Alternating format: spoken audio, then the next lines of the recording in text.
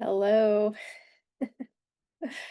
I am in my office for this recording because I have some notes on my computer that I wanted to look into and try to keep myself on track a little bit. Because I kind of had my mind blown in a group reading last Thursday. And the energy that I felt running through me was so potent, and I feel it rising up now, even thinking about it. But let me just start from the beginning. So, I occasionally do group readings where I come together with several Akashic readers and we will read on the same question or a similar subject. And we'll do this on our own for about 10 minutes usually, and then come back together and share what we got. And it's so interesting how every time we get similarities, it's like some people have very similar information that comes through, and others like drop in another piece of the puzzle that relates but is a little bit different. So I think it is just such a powerful way to explore things deeper. And I also want to mention, because it's come through recently, how important me being in this kind of circle has been, not just doing exchanges with other Akashic readers, but especially coming into these group readings and how we are learning how to come back into this leadership in a council type of setting. It gives me the feeling, and it even gives me the words of being in a circle of elders, because we are sharing from our own experience and we each hold a piece of the puzzle and a piece of the answer to the question that we're seeking to answer or problem that we're trying to solve. And I feel that more and more of us are being called into this, and it's helping me personally find my individual voice in a group setting, which has not always been possible. Sorry, Maddie's getting up here because there's something that just was really loud outside, and so she got scared. Um, sorry, babies. Oh, I know, baby. People don't like them loud noises anymore. Um, sorry, where was I? Okay, yes, Council of Elders, coming back into leadership in council form, and that's where we're headed. I feel it, I experience it. I don't know how we're going to survive as a species without it. Just seeing how divisive everything else is, and very limited party systems that absolutely do not represent humanity as a whole. And so, us being able to participate in ways that help us bring our own experience to a problem or a question, and having others be able to hold space for that viewpoint and incorporate it into the bigger picture is magical, what I want to say, but it's potent medicine. It's grounding. It is the support that I feel most of us are looking for and needing. Okay, so on to the actual question that we were answering, which was about time. And this question came up because of we called it, I'm not sure exactly what it was called, but we called it the golden timeline convergence. And last week on October 14th and 15th, something was happening. I don't fully understand it, but like two of the Mayan calendars and the Gregorian calendar and maybe another calendar came to sort of a zero point or a match point, like an ending point where they converged in some way. So if you're interested in that, look it up to get more info. And I will say from our reading, I didn't really get much, and I might explore more if they want to, if my Akashic guides want to say anything more about it, because I do have my records open right now. Also in hopes of helping me stay on track. So anyway, there in this group reading, there were four of us, and we decided to expand the question into four different questions, one for each of us to answer around time. So one person in the group mentioned that they were interested in time loops. And as they were explaining that, I wasn't really sure what they meant by time loop. So they gave an example of a person who, as a child, remembered being in a unpleasant situation in their family life, and they had someone show up at the door and sort of rescue this child. And in the moment, the child thought that it was an angel.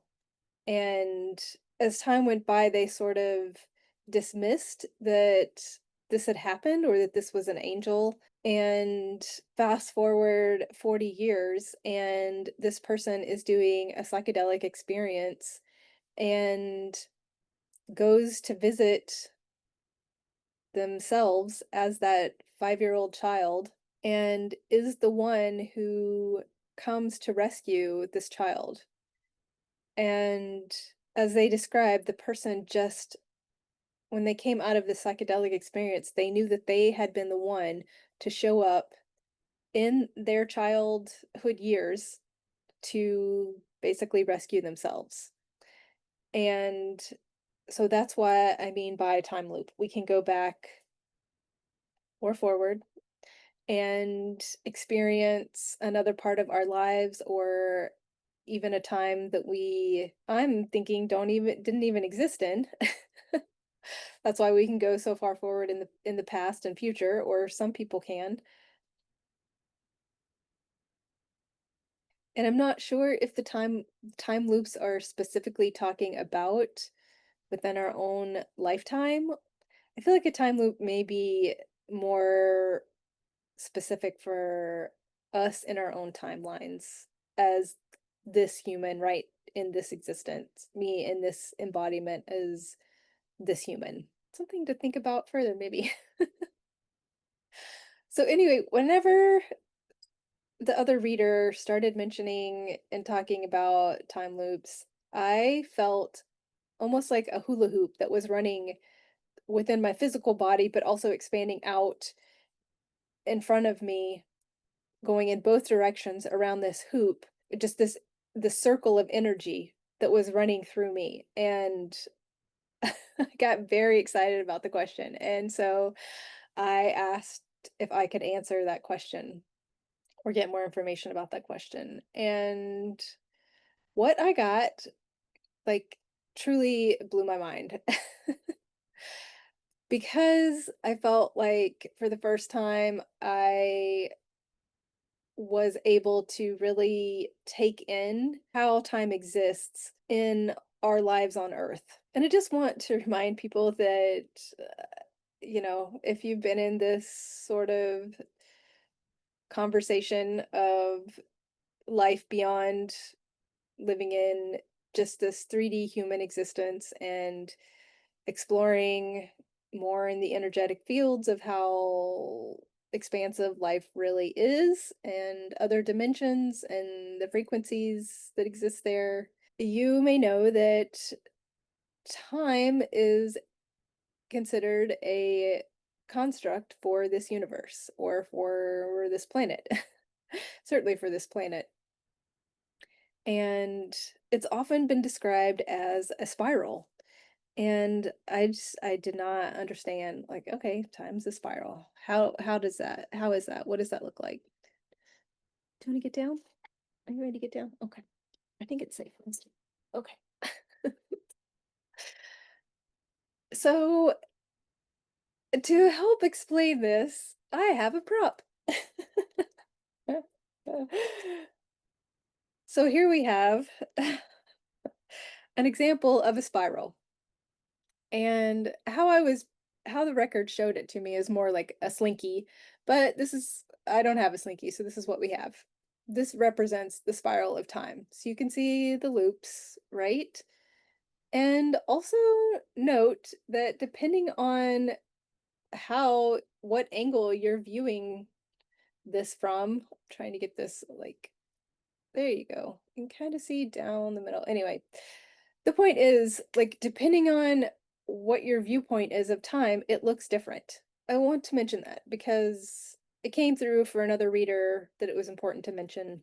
And I think it may have to do, just asking the records, I think it may have to do with how we feel like we're experiencing time or how we can sort of energetically travel through time.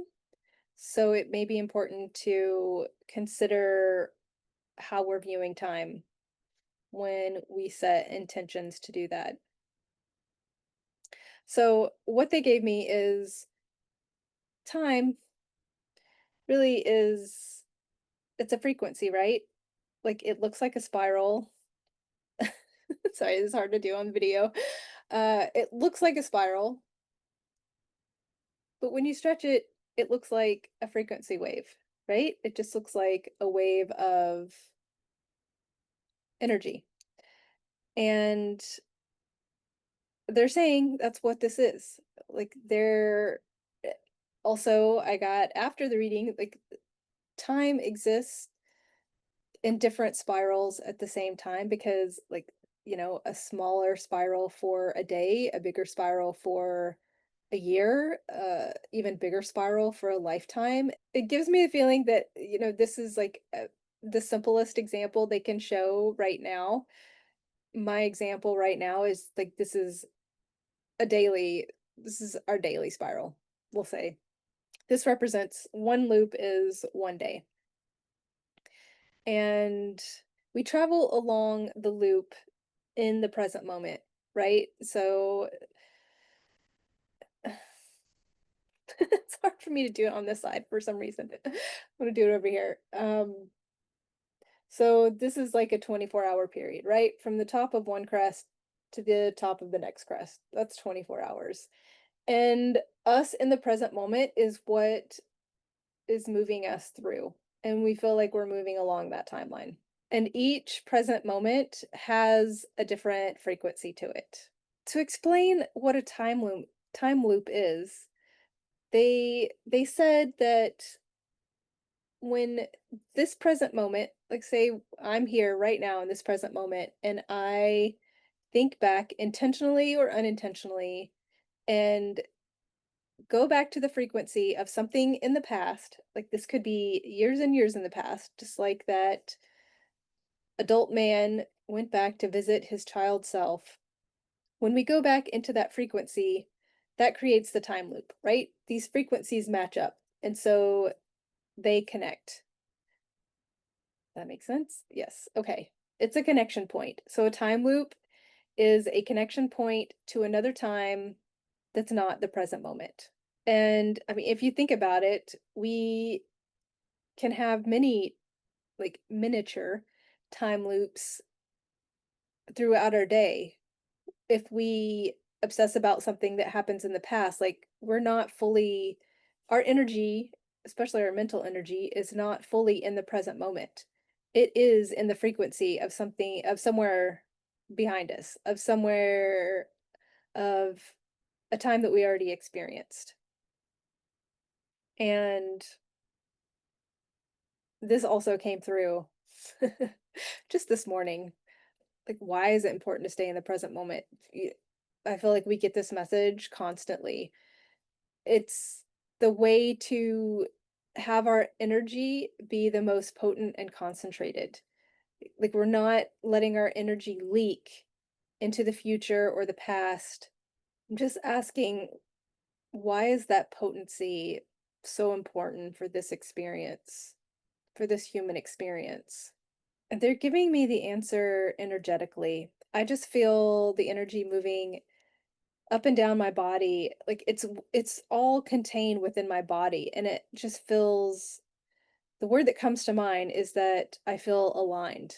I feel aligned with myself, and I'm not consulting the past for my decision making. I'm fully present and aligned with what works for me right now in this frequency of my right now existence.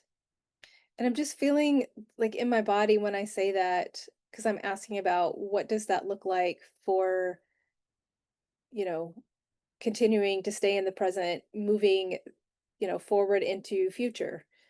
And it gives me an actual lightness of being. That's what I'm feeling. Like my energy is not getting pulled or dragged in other directions. It's just here within myself.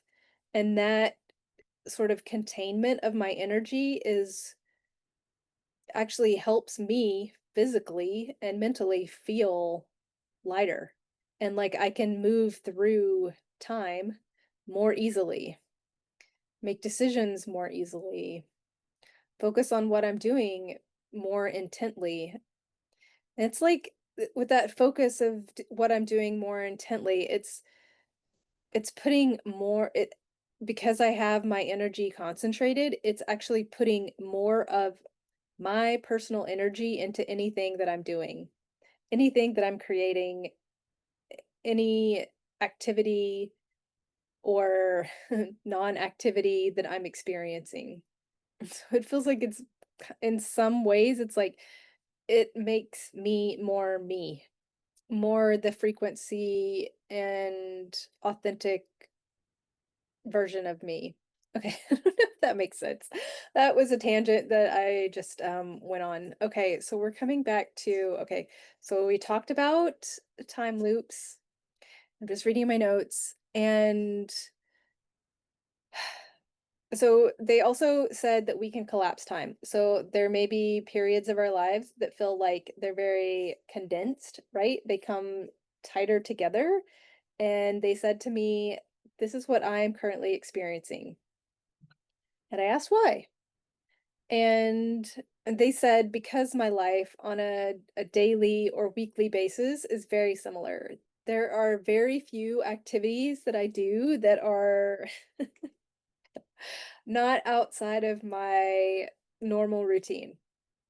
And I've definitely had periods of time that are like this. Like I could easily group them together. Oh yeah, that was that period of time.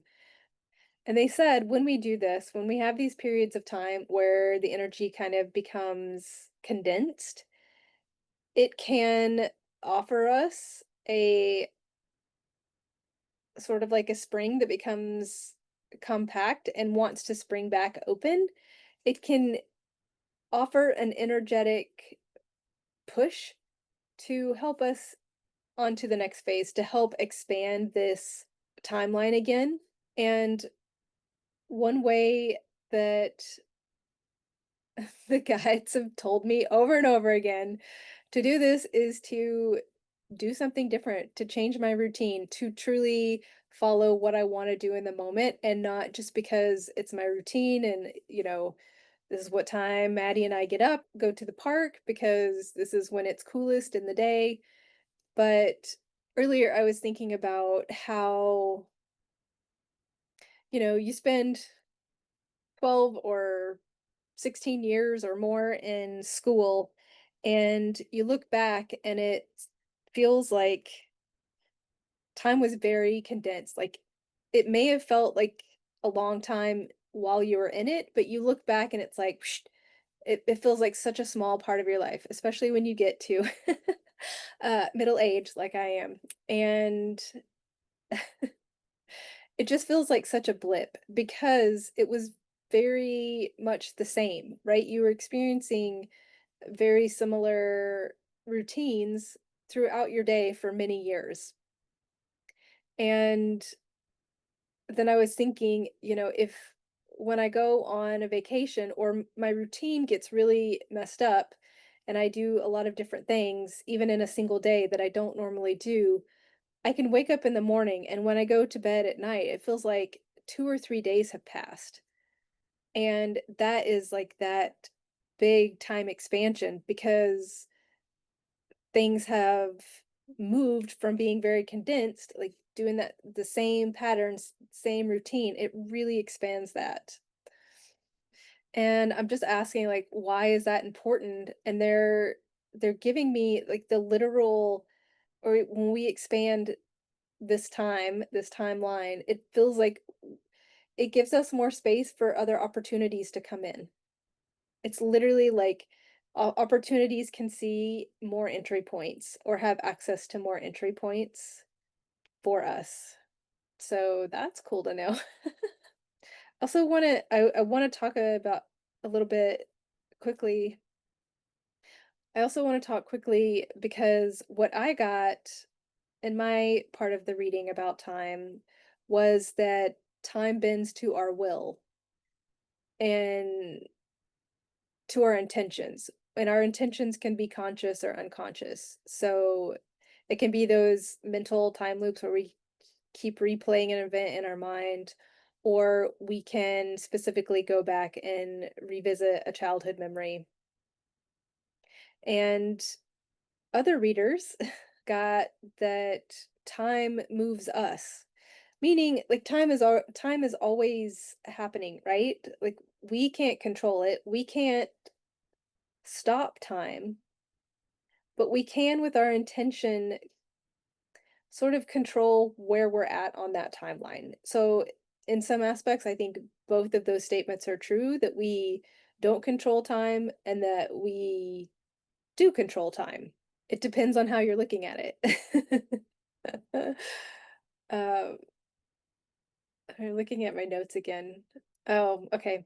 Yeah. So mentally in my mind, whenever they were showing me about the spiral and, like all of these times, like time collapsing, time loops coming together. And I'm just seeing like how with all of these interactions where these frequencies are matching up, like why doesn't time become a tangled mess? And they kind of said, "Oh, silly woman." Um, I'm looking at time as if it were this solid object, but they wanted me to remember that it is an ever-moving frequency of the present moment. This is simply a visual to demonstrate the frequency moving through a linear space. So they said energetic particles that form our frequencies, they come together and dissipate. They come together and dissipate to create the frequencies. And that we become or we create time loops because we become the same frequency that existed in another then present moment. But we can carry a different intention when we visit a different time. And at the beginning of the meeting, we had talked about reading a book, and two of us had read the same book, um, which, by the way, if you're interested, it may interest you, is The Celestine Prophecy. So I just read this book, or actually listened to the audiobook and mentioned it. And another person said, "Oh yeah, I read that book when it first came out back in the 90s and then I reread it recently and it was totally different for me. The message that I got and how I felt about it and how it affected me." And they they circled back to that at the end of my reading with time loops and they said that it was the same as reading a book at different times. So us, being me, my present age and place that I exist, going back to, me in high school or something. It's like reading a book at different times, it affects us differently because we are different. The words and the messages are the same. So, in that specific instance, the words of a printed book don't change except for, during a Mandela effect event, potentially. Um,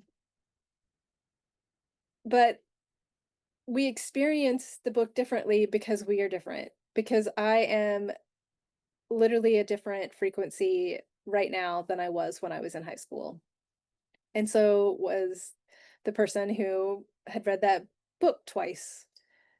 I'm just kind of sitting here remembering like how excited I was talking about the information that I got because it landed so potently. And about a year and a half ago, I had a couple of readings with one of the people that was in this group. And they said, "Oh, yeah, well, that makes sense that it's landing so deeply within you because you're a time traveler."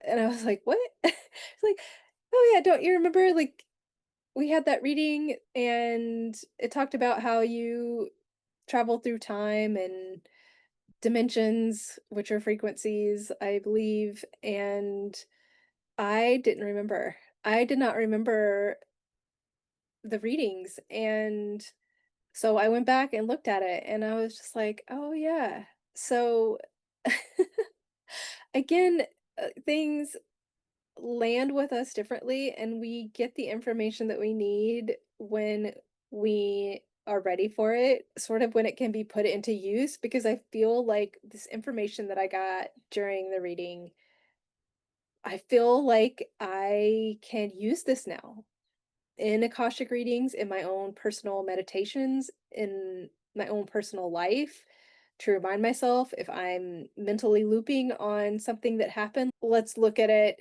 from a different perspective or a different way to move myself out of that loop and back into the present.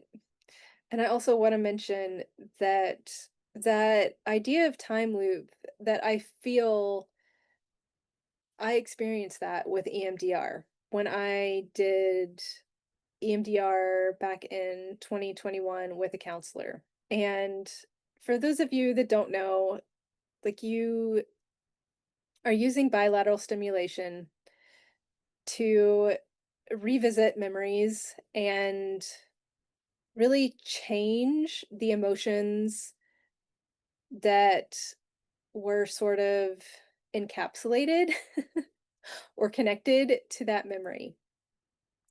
And that is exactly what happened to me. And I, was guided back to these memories that of my choosing, what memory I chose to visit.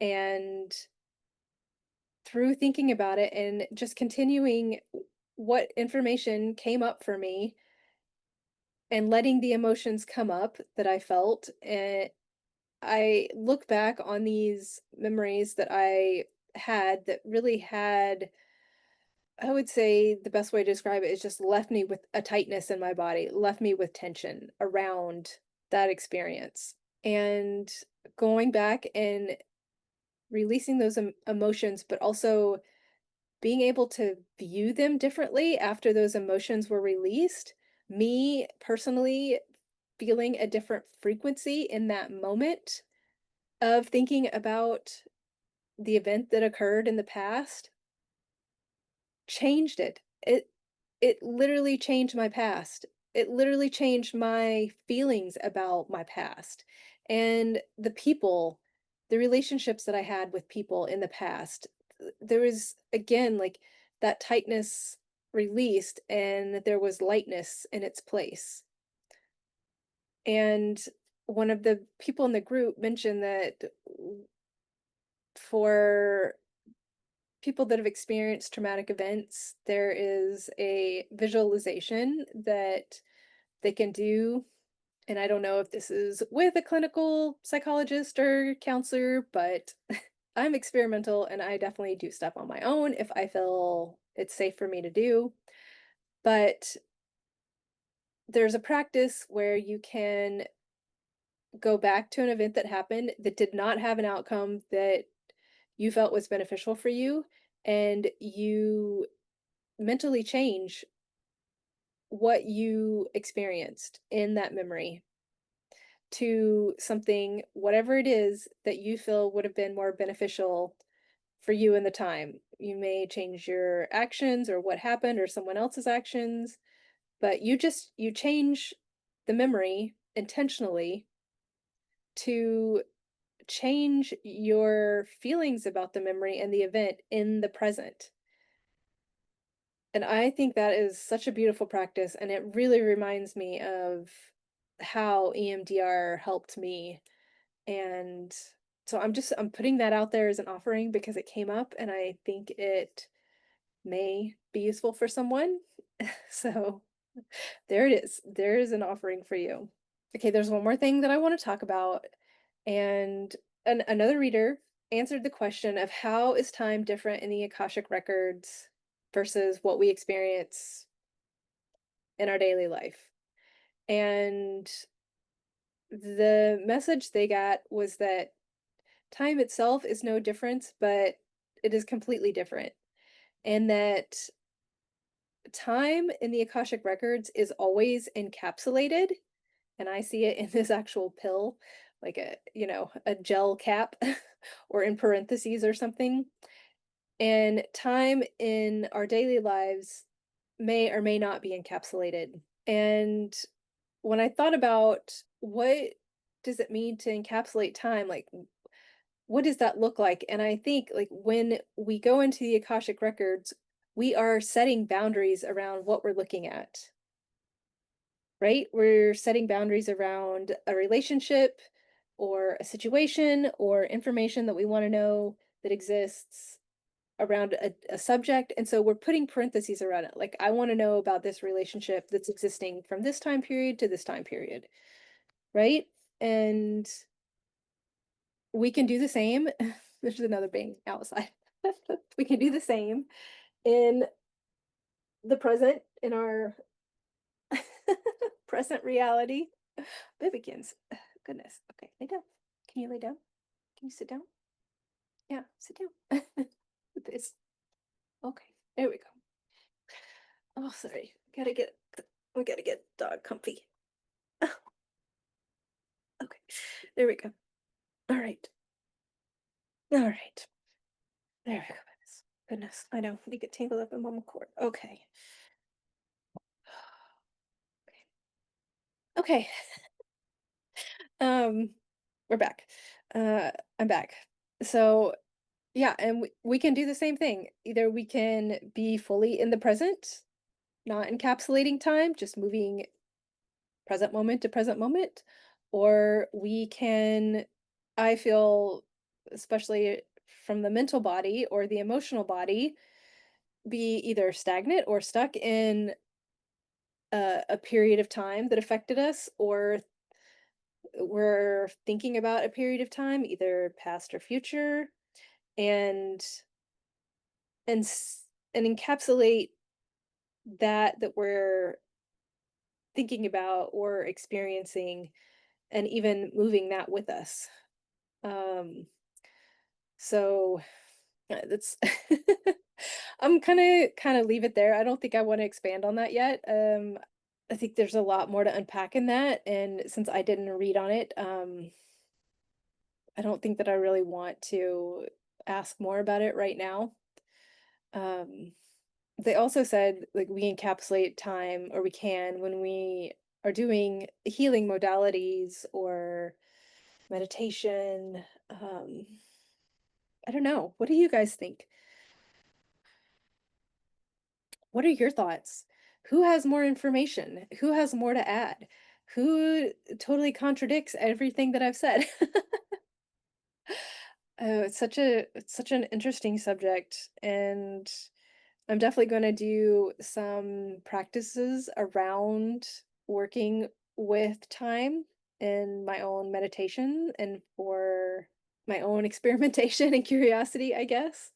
Um, but I think what I want to leave you with is something that one of the other readers said, to think about how do we want to spend our time? Because our time is our life. How we exist in any present moment is our life. So we have the gift of getting to decide that once we really bring that into our consciousness. Yeah. Okay. I think I'll leave it there for now, and I will see you all again soon.